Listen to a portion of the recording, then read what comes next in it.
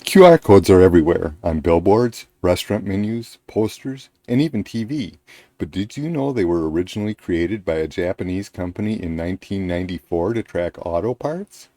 Fast forward to today, and those versatile square patterns have become a powerful tool for businesses and individuals alike. In this video, I'll show you how to create and use QR codes for your own projects. As an example, I'll use a QR code to showcase a manufacturing application that I've been developing since 1994. The best part? You don't need to be a manufacturer or own expensive equipment to harness this technology. With just a smartphone and a computer, I'll demonstrate how QR codes can streamline your daily life and boost your efficiency. Ready to unlock the potential of QR codes? Let's dig in. QR codes are all around us, and they're used for a variety of purposes. Today, I'm going to show you how you can create your own QR codes and use them for your own purposes. There are a lot of different ways to create QR codes. There are many applications, there's online services, etc. Today I'm going to take you through using a terminal in Linux Mint because I do believe this is the best tool for the job. It's drop dead simple and it just works, and you don't need to be afraid of the terminal. We're going to use a program called QR Encode, and it's as easy as just typing in sudo apt install QR Encode.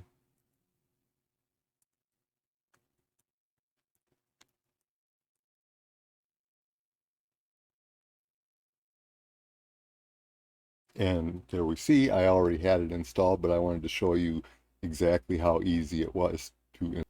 So once we have the program installed, we can simply tell it what we want it to do. And in this case, I told it to create a QR code and save it in a file called url.png, and it has a link to a website that actually talks about making QR codes with this program.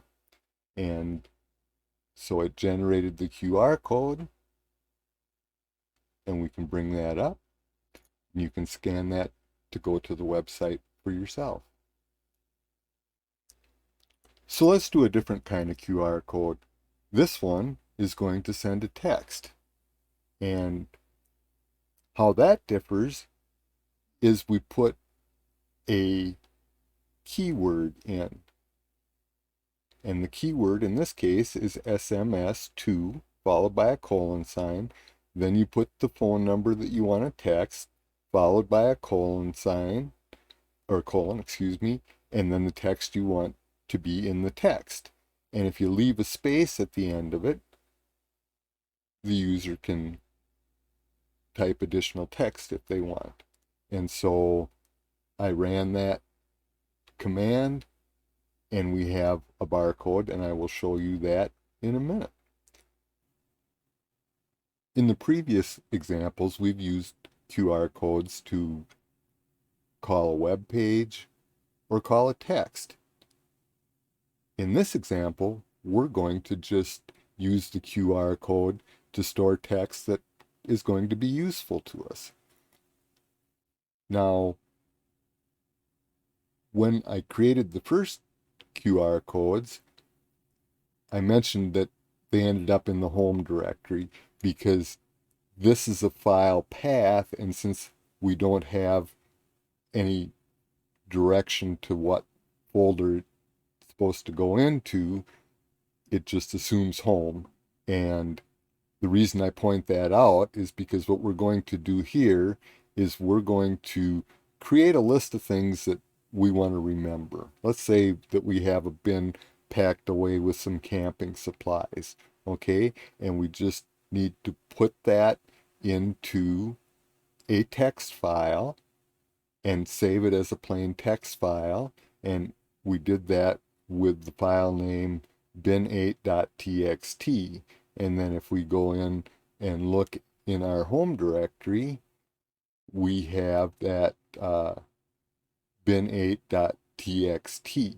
Okay, and so what this way of making the QR code does is it reads that text file because we've got a little arrow pointing to bin8.txt.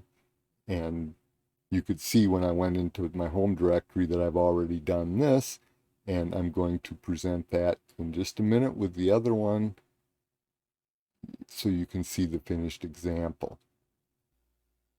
Another example of a QR code that reads the input of a file is used if you want to create a QR code to share your contact information. Now you can usually from any contact program that you use, you can export a V card with your contact information in it. And in this case, I saved a V card as my vcard.vcf, and I simply told it to save it into a contact card.png. And that gets you a QR code that has all your contact information, and when it's scanned, you'll be prompted to ask if you want to save it. So it's a real convenient way to share your contact information. You can create one with your own information, and then you have that QR code saved. You can email it to yourself and put it in your downloads folder so that all you have to do is bring it up and have somebody scan it, and they'll have your contact information. Okay, so here's another fun use of a QR code. In our earlier example, we used the keyword SMS to create a text message. This time, we're going to use the keyword geo. And what that's going to do is tie to a geolocation coordinates.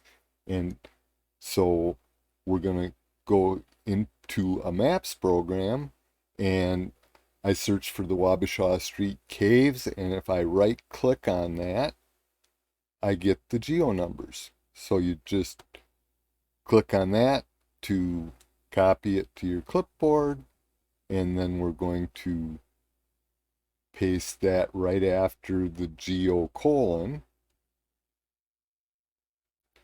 And there's one thing that typically happens when you get those geolocations is they will put a space between the latitude and the longitude. So we want to take that out and then finish it with an ending quote. And now it should be as easy as this. Copy that. And we'll paste that into the terminal. And now we should end up with a QR code that tells us where to go. So the last example I'm going to share with you today is to use a QR code to create an email. And that's just like every other one that we've done, except there's a different keyword this time. It's called mail to with a colon. Then you put the email address, and then you put a question mark, subject equals, and follow that with whatever you want in the subject line of your email. And then you put an and sign and the word body with an equals, and then you type in whatever you want for the body of the email. And when you create this QR code, someone scanning it will have an email automatically created for them, and they can add to it if they wish and send it from there. So I will close this tutorial with that, and I sure hope you enjoyed it.